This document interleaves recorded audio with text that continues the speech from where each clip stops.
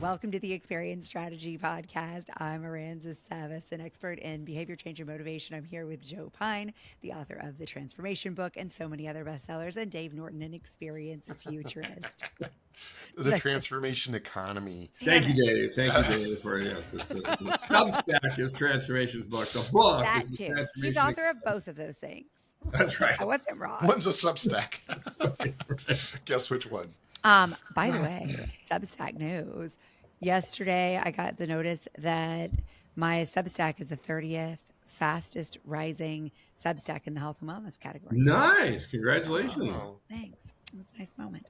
And maybe relevant to this conversation. So today we're going to talk about how spas and gyms are outpacing stores that sell actual stuff, and how landlords are leasing more space last year to experience and specifically transformationally oriented tenants than those who are just selling products, with wellness and fitness leading the charge.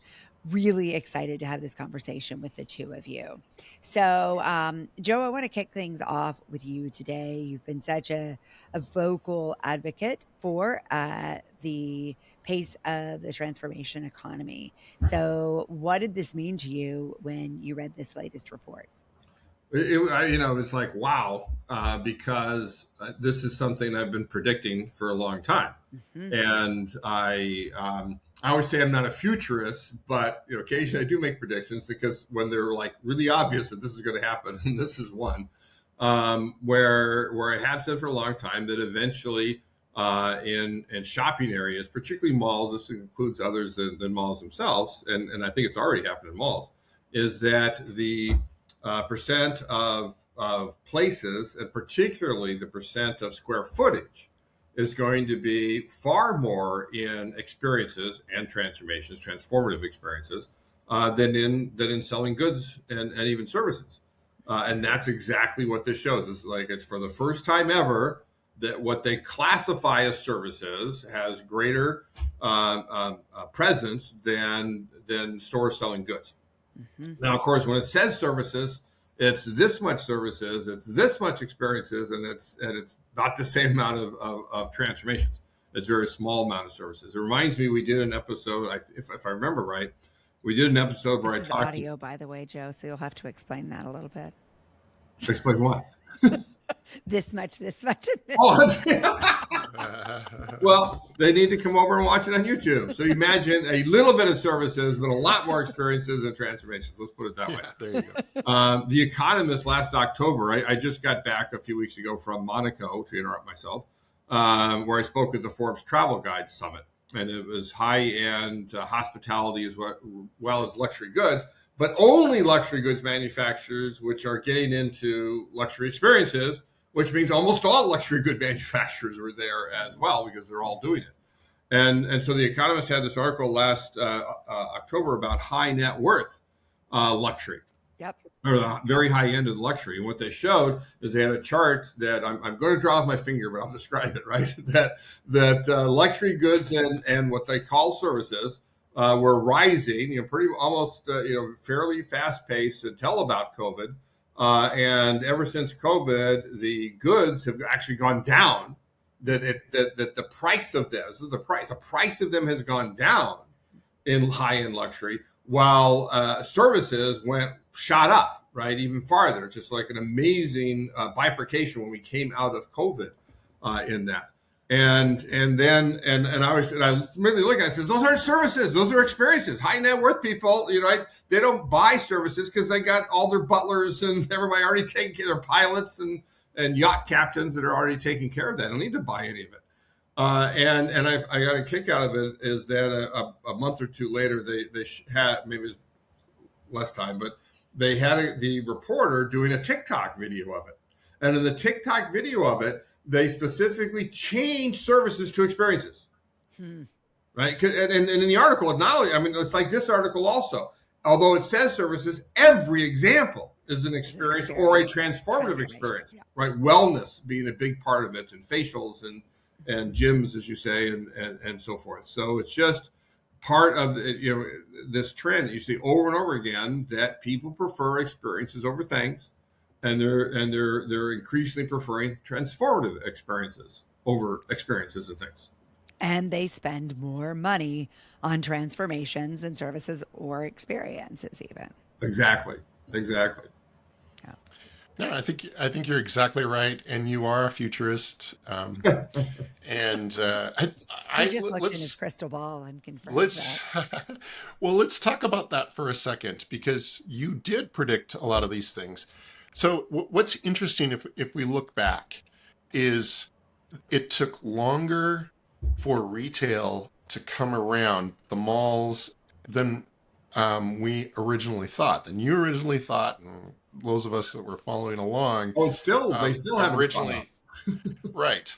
It took actually the commodification of well, I guess the better way to say it is it took the multi-channel, omni-channel, get it your good wherever you can approach to make it so that the retail spaces were beginning to say, hey, wait, we got to get people to want to actually spend time in our physical locations. So it took and the more time they spend, the more money they're going to spend. Yeah, it took about 20 years for that to culminate in where we're at. I mentioned in the podcast that we did a while back that the Utah Mammoth, which is the hockey team here in Utah, they bought the mall in the suburbs of Salt Lake City, and that's where they practice. And then they have a whole stage and everything. And I think there's still a couple of stores, and there's still a little bit of a mall experience, but the vast majority of the square footage is used so that people can come in and watch these guys practice. Yeah. Right. Which is a great usage of space. Totally. And it's like we've talked before about how what has replaced malls in many suburbs now are these experiential malls. And so you would go in and do your escape room and your video games and your go-karts and maybe an archery and a rage room and all of these things. And that didn't exist as a combined shared venue 20 years ago, but now they're becoming the new anchors. They are. Well, exactly. Experiences are the anchors. Well, what is the square footage of a bowling alley today versus 20 years ago? Right. The square footage of a bowling alley today is like, it's bigger than a cinema. Like it's huge, because there's all of these other activities that are going on around it. But I just going to say, we need to put bowling alley in quotes, right? Yeah. Because it's the main experience, but it's not anywhere near the only experience. That's my point. That's my point. Right. Mm-hmm. Right. So Italy, right, is another really good example of what we're talking about here.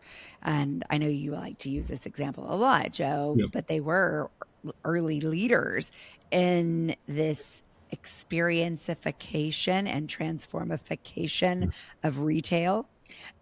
And so this idea of, okay, yeah, I could have a grocery store, but how differentiated is that?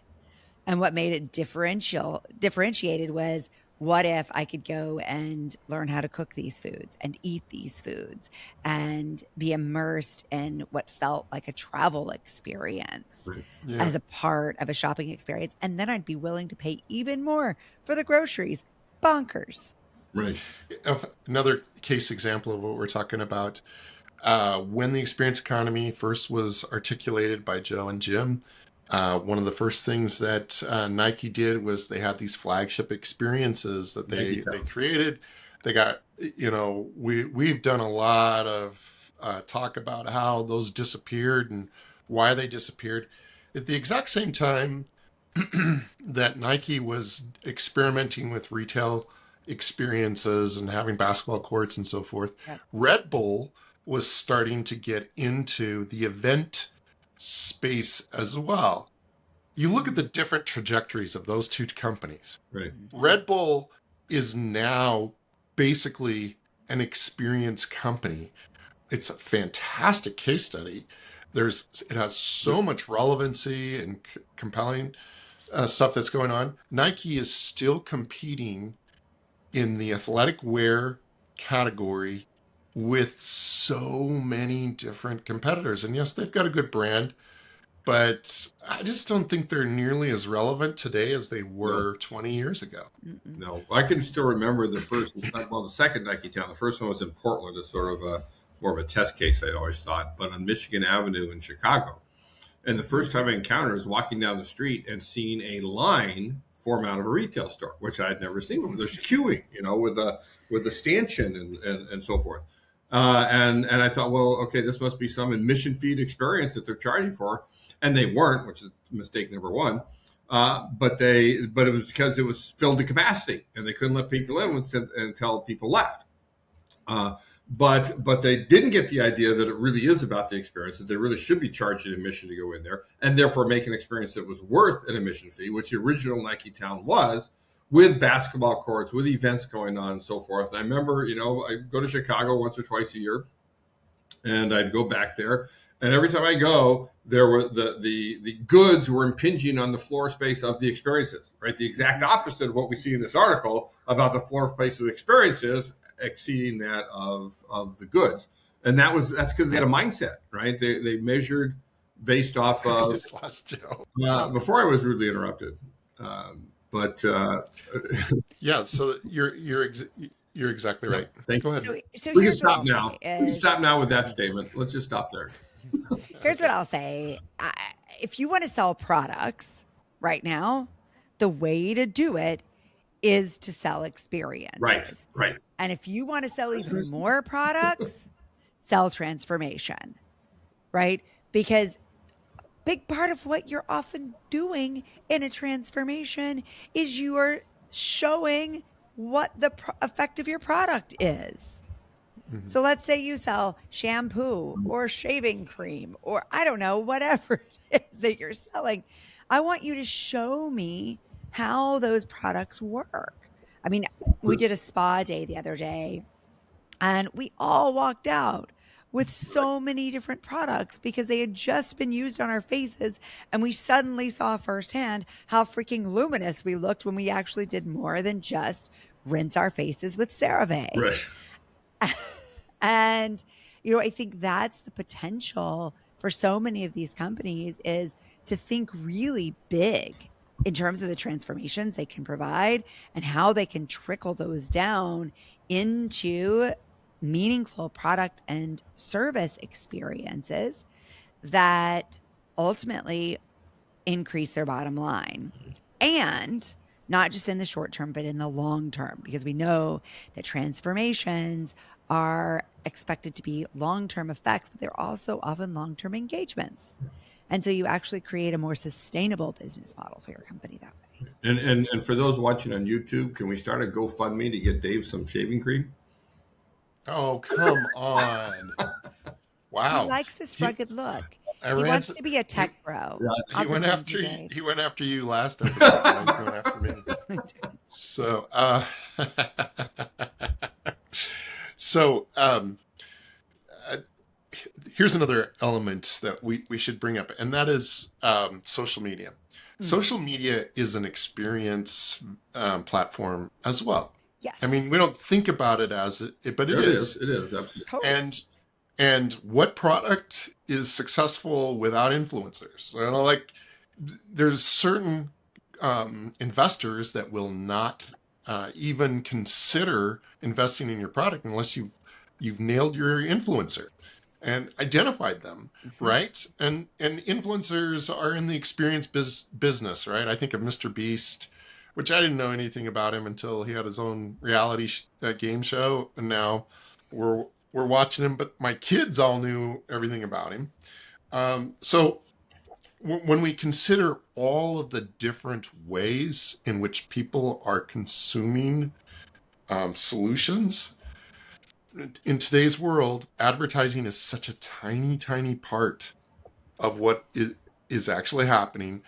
Product packaging is such a tiny, tiny part. If you're selling goods today, you need to be in an experiential venue. You need to be, whether that's virtual or whether that's IRL, you need to have that element, or you're just not going to be able to sell those goods. Now, on the other side of it, experiences can be commoditized. They can be commoditized really, really quickly. Mm-hmm. You have to be refreshing your experience on a regular basis, and you have to be keeping up with the things that are going on. The fact that there are so many gyms and so many spas, to me, suggests there's a glut. Mm-hmm. There's something new that needs to happen. Yeah, I think they're and going to become more specialized maybe that's it. and more specific and bespoke, and then they'll combine forces with other bespoke forces, and they'll all go under one umbrella, and that's how they'll sustain them. But you're right; they can't just be generalist anymore because they have to so clearly differentiate who they're for, who goes there. I mean, you think back to the olden days when it was just Soul Cycle, right? Like, Was that the aughts seems like or was that such the teens? With the olden, I'm trying to figure what olden days are for you, Cyrancis. but there was a time, right? Julie Rice and them were out there creating Soul Cycle, and nobody was in that category. Well, now, like, we're already past peak on spin studios because there was such a glut of variations in there. And I think we're just continuing to see that in these spaces, that it's like you have an early adopter, an early leader in the category. They hit on a white space, and then there's a market glutton. And the shift I think that we're going to see is toward transformation, right? So Right. what they're building right now is experiences, and that's what this article is about. But what's really going to stick is the sustainability that comes with transformation. And so they're going to create things that go deeper, longer, have greater intimacy with the individual client so that it forges long-term relationships, and these companies become journey partners and not just the partner for a single visit or a single trip. Not just time well spent, but time well invested. That's right. Mm-hmm. That's it. Yep. Absolutely. Well, Gosh, we're smart. we are. I know. Everybody should listen to this and share it with their friends. It's amazing. You It's should have weird listened too. to us in the 2000s. I'm telling you right now. Exactly. You know what? Some people did, and look where they are That's now. right. So, for those of you listening, keep listening. Share this with your friends. Subscribe to the Substack. Leave a comment. Those 2 seconds of your time help us know a lot more about what you're thinking and what you want to need. But we also just love to hear from you about these conversations, because we know you have big ideas too, and we like to hear them. Joe, Dave, look forward to reconnecting later in Joe's book tour. We may be away for a couple of weeks, but we'll be back with you guys soon.